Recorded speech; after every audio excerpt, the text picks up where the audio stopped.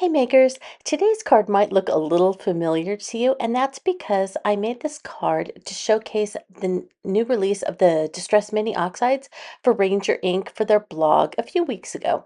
But I thought it might be fun to kind of do a video tutorial of this card, and I just really loved how soft and beautiful it turned out, and I thought it would make a great video showcasing how oxides layer so beautifully. Now, the colors I used were Tattered Rose, Worn Lipstick, Aged Mahogany, Scorched Timber, Pumice Stone, Brushed Corduroy, Shabby Shutters, and Forest Moss. And they just all work so beautifully to layer. And so I used this stamp set. This is the French Garden Stamp Set CMS 487, and it has some matching dies I'm going to talk about in a minute. But I really wanted to showcase that beautiful floral, and then I decided to use some of the text as well as the berries and the leaf stamp all from this set. And as you can see, I have layered them, but I also have that flower kind of popped up, and that's because I used the matching dies from Simon Says Stamp for French Garden, and it would cut out a lot of the stamps that I'm going to use today, but really I'm going to focus mostly on just cutting out the flower.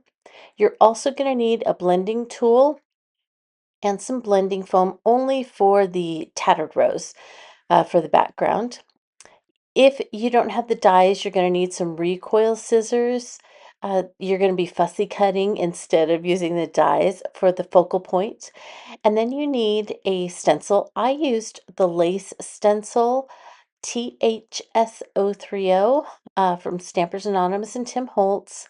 And then I used some white heavy stock. I needed two pieces, one for the sentiment and the flower and the other one for the background. And then you need a white card base. And so this is A2 size card base. And you'll notice that the white of the card base is a little different than the white of the heavy stock. That's not going to make a difference later on, and I'll show you how we're going to fix that. But with that, those are the things you'll need for today's card, so I'm inviting you to come along and let's get making. The first thing I'm going to do is start stenciling with my tattered rose. And so I have my blending tool, and then I struggle with the new really tight tops, getting them off. Anybody else struggling with that? So I am just blending that tattered rose oxide along one side, and then I'm going to shift that stencil over to the other side and load up the blending foam, and then I'm just kind of working that in. You could also use a blending brush, whatever you have that works best for you. I just tend to find that the blending foams I'm fine with.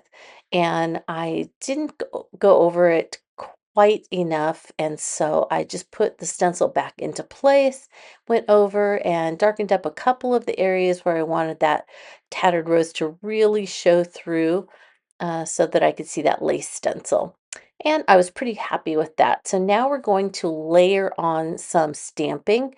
And you can see that on the background of the original, I have some stamped text and things like that from this stamp set. So I did that in Pumice Stone Distress Oxide.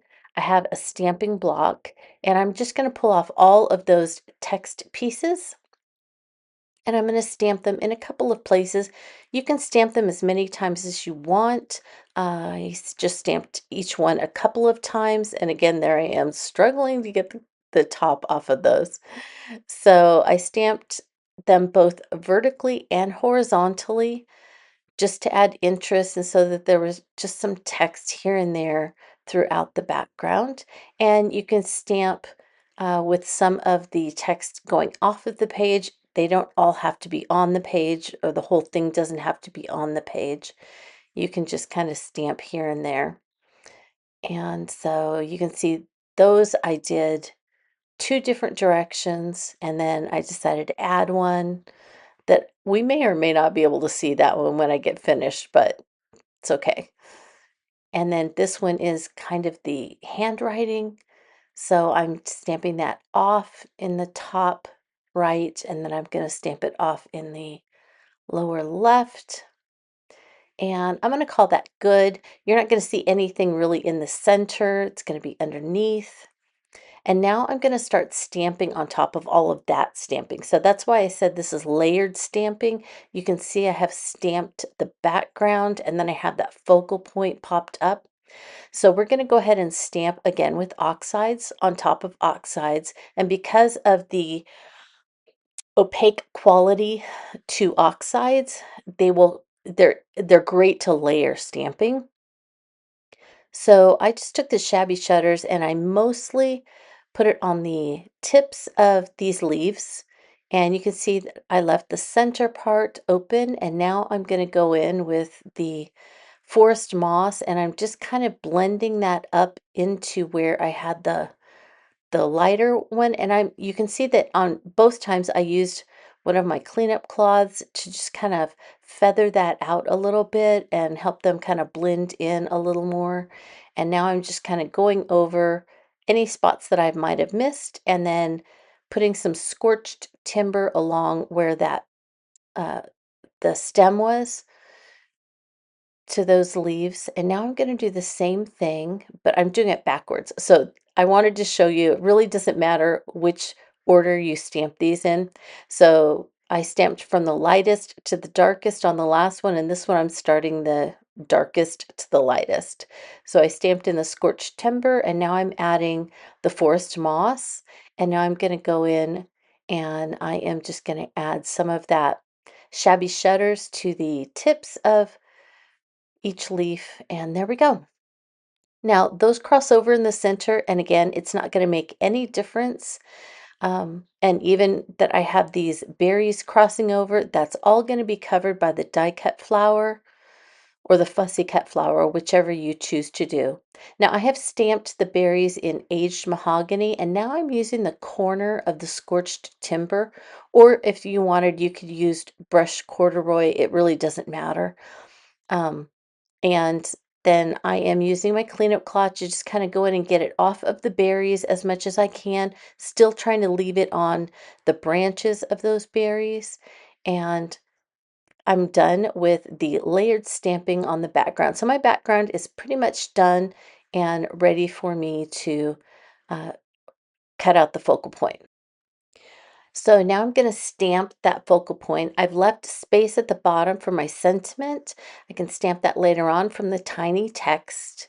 And so I have another piece of the white heavy stock in place, and I'm starting with the lightest. And again, it doesn't matter which you start with. So I'm doing the worn lipstick on the flower, and then I'm going in with the corner of the aged mahogany, and I'm just kind of adding that around the bottom, the edges, and then the places where it looks like there is shading on that flower. So I'm just kind of adding in any places that once I get it stamped that I realize that I missed, using just the corner of that. And so I have my flower stamped in two colors, and I'm pretty happy with that. So now I'm going in and doing the leaves the same way that I already did them. I have the shabby shutters, so I'm doing the light again, and now I'm going in with a little bit of that forest moss, adding some forest moss to those leaves. And lastly, I'm going to add some, you could either do scorched timber or brushed corduroy for the stem, either one. And my focal point's pretty much done. So from the tiny text stamp set from Tim Holtz and Stampers Anonymous, I'm just going to stamp Be Your Beautiful Self in aged mahogany. And so I only had to stamp that once. It looks great. I don't need to double stamp it. And now I need to get ready to trim some things for the card. So I need to trim the background. I'm going to cut 1/8 of an inch off one side and the bottom. And that way I will have just a tiny little mat for my card base. So the card base is a different color white than the white heavy stock. And so just cutting that 1/8 of an inch off one side and the bottom will leave just a tiny reveal, and you won't be able to tell they're different. Now, if you are just cutting it out, you can start fussy cutting now. If you have the die cuts from Simon Says Stamp, which I will link in the description below. You can use that to cut out the flower right now as well. I'm just going to cut the sentiment on um, my trimmer here, my tonic trimmer from Tim Holtz, my guillotine. And so here I am cutting off 1/8 of an inch off the right side and the bottom. And there I have just the tiniest little mat. And see, you can't even tell that they're two different whites with just that little bit. And I am cutting that off. So I cut the flower off, but now I'm trying to line up the bottom of the words against the bottom of that guard. And then I'm trimming off just a little bit. And now I'm lining the top of the words up with the edge of the guard. And there we have our little sentiment strip. So to cut using the die cut, all you have to do is just kind of make sure that it is centered. You can see all of the image in between the little openings there. And then I like to use a little bit of, this is pixie tape, some pink pixie tape. And so it's low tack. And so I usually just put it on in a couple of places and run it through. Now everything is cut and ready to put on my card. So I'm just going to add a little bit of my positively glue around and attach this to the card front. And then I have already put squares on the backs of the sentiment strip, as you can see. And then that's where my memory gave out on my phone. So here's a picture of the foam squares on the back of the flowers die cut. And here is a quick video of the finished card. So I wanted to give you a close-up here so that you can see how the stamping layers over each other, layers over the stenciling because of the opaque nature of the oxides. I think that's just a wonderful way to add depth with layers, and and also the blending with the stamping just so beautifully works together. So I just love oxides for the layering aspect of it. Well, for this first tutorial for February, I do have a giveaway. I have one of those lace stencils from Tim Holtz and Stampers Anonymous. So if you do not have the lace stencil and you would like to have your name put in for the drawing for it, go ahead in your comments for today's video. Just tell me your favorite distress color. All right. And just, mix that in somewhere with your comment, and that will let me know that you do not have the lace stencil you would like to be considered, and have your name in the drawing for winning it. And then be sure and have the notifications on for YouTube so that when someone replies to your comment or something like that, which I will be doing if you win, you'll be able to be alerted, and you can give me your address so that I can send it to you.